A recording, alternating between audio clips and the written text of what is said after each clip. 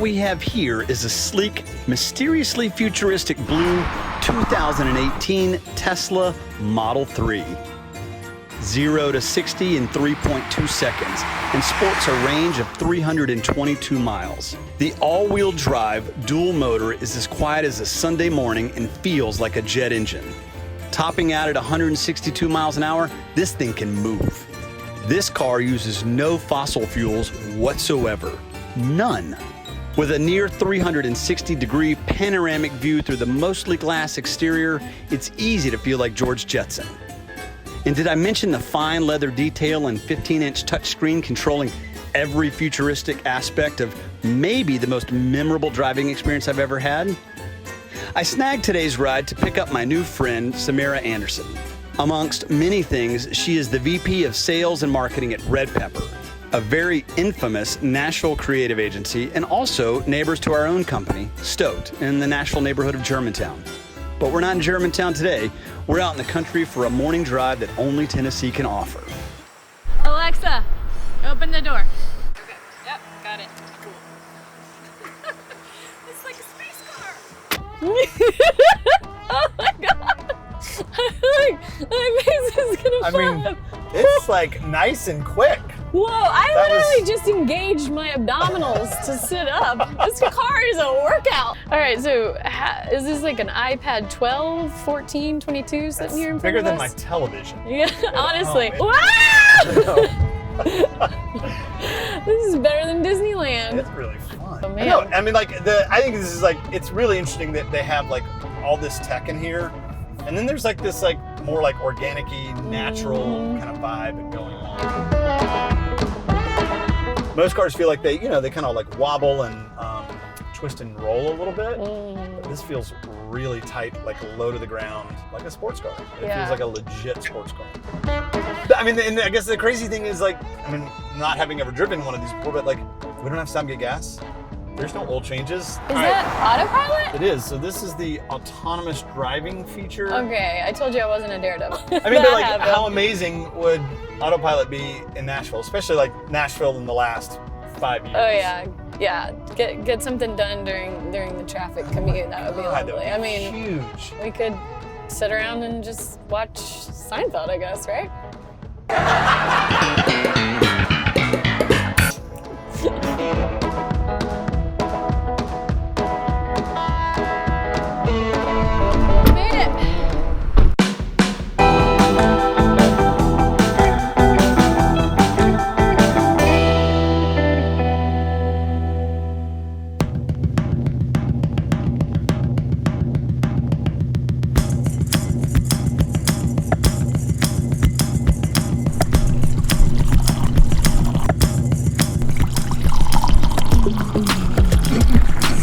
That blew all of my preconceived notions about what an electric vehicle ride must feel like. Yeah. That was unbelievable. It's like being in a race car that looks hot.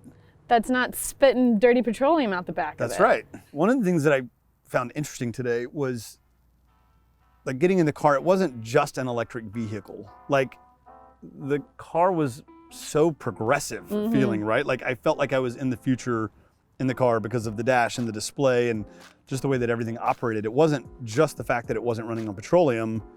It was a lot more than that. Oh, for sure. As we were sitting in the car, I was just imagining what Elon Musk must have had to have done to get the people around him to set down every single notion about what a car has to be, right? A dashboard, a center console, all of that. You can tell they just scrapped it Totally. and started over, which being in, working with an agency that focuses on innovation is constantly trying to get people to think that way. Right.